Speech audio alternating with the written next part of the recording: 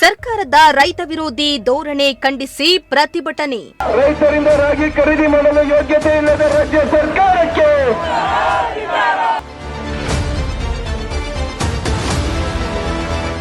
ತುಮಕೂರಿನಲ್ಲಿ ಬೀದಿಗಿಳಿದು ರಾಜ್ಯ ರೈತ ಸಂಘದಿಂದ ಆಕ್ರೋಶ. ರೈತ ವಿರೋಧಿ ರಾಜ್ಯ ಸರ್ಕಾರಕ್ಕೆ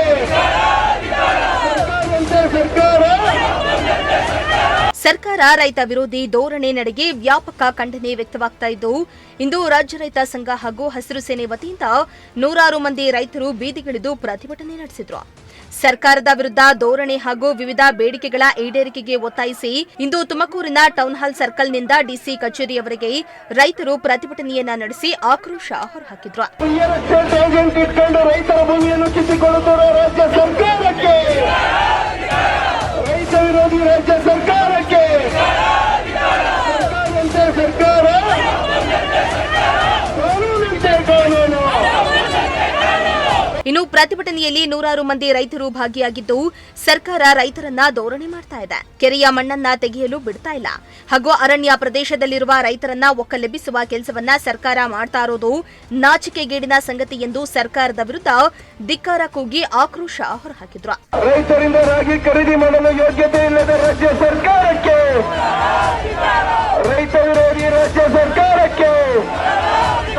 ಅಲ್ಲದೆ ಸರ್ಕಾರ ರೈತರ ಜಮೀನು ಕಬಳಿಸಲು ಕೆಐಎಡಿಬಿ ಎನ್ನುವ ಭೂತವನ್ನ ಬಳಸ್ತಾ ಇದೆ. ರೈತರಿಗೆ ಅನುಕೂಲವಾಗಬೇಕಾಗಿದ್ದ ಸರ್ಕಾರ ರೈತರಿಗೆ ತೊಂದರೆ ನೀಡ್ತಾ ಇದೆ ಎಂದು ಸರ್ಕಾರದ ವಿರುದ್ಧ ಘೋಷಣೆ ಕೂಗಿ ಆಕ್ರೋಶ ವ್ಯಕ್ತಪಡಿಸಿದ್ರು.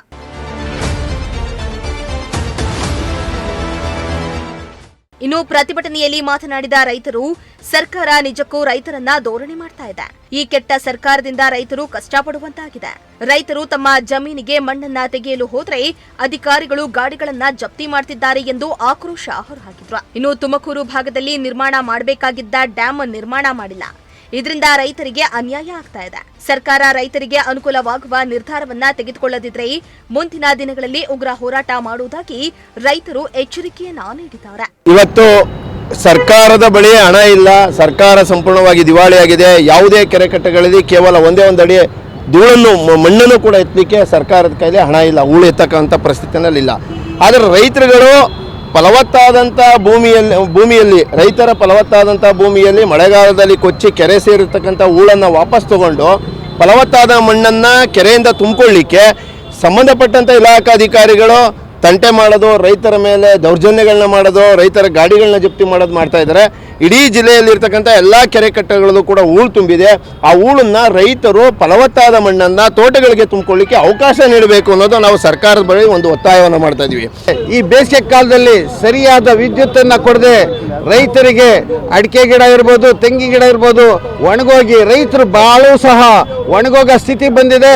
ತಕ್ಷಣವೇ ಸರ್ಕಾರ ಗಮನ ತಗೊಂಡು ಈ ಒಂದು ರೈತರಿಗೆ ತಕ್ಷಣ ಪರಿಹಾರ ಮಾಡಿಕೊಡ್ಬೇಕು ಅಂತ ಹೇಳಿ, ಹಾಗೇನೆ ಏನು ಈಗ ಕೆಎಡಿಬಿ ಹೆಸರಿನಲ್ಲಿ ಭೂಮಿಯನ್ನು ಇವರು ತಗೊಂಡು ಕೈಗಾರಿಕೆಗಳಿಗೆ ಕೊಟ್ಟು ಇವತ್ತು ಆ ಕೈಗಾರಿಕೆಗಳು ಸ್ಥಾಪನೆ ಆಗ್ತಾ ಇಲ್ಲ. 20-30 ವರ್ಷ ಕಳೆದರೂ ಸಹ ಆ ರೈತರು ಭೂಮಿನ ಈಗ ಏನಾದರೂ ಬೆಳಿಬೇಕು ಅಂದರೆ ಇವರು ವಶಪಡಿಸ್ಕೊಂಡಿದ್ದಾರೆ. ಅಲ್ಲಿ ಕೈಗಾರಿಕೆಯನ್ನು ಸ್ಥಾಪನೆ ಆಗಿಲ್ಲ, ಮತ್ತು ರೈತರ ಮಕ್ಕಳಿಗೆ ಯಾವುದೇ ಉದ್ಯೋಗನೂ ಕೊಡ್ತಾ ಇಲ್ಲ. ಇದೆಲ್ಲ ಒಂಥರ ರೈತರನ್ನ ಕಡೆಗಣಿಸ್ತಾ ಇದೆ ಸರ್ಕಾರ ಅಂತ ಹೇಳಿ ಎಲ್ರಿಗೂ ಸಹ ಮನದಟ್ಟಾಗಿದೆ. ತಕ್ಷಣವೇ ಈ ಸರ್ಕಾರ ರೈತರ ಬೇಡಿಕೆಗಳನ್ನು ಗಮನ ತರಬೇಕು. ಅರಣ್ಯ ಭೂಮಿನಲ್ಲಿ ಏನು ಇವರು ಸಾಗುವಳಿ ಮಾಡಿದ್ದಾರೆ ಆ ರೈತರ ಭೂಮಿಯನ್ನು ರೈತರಿಗೆ ವಾಪಸ್ ಕೊಡಬೇಕು.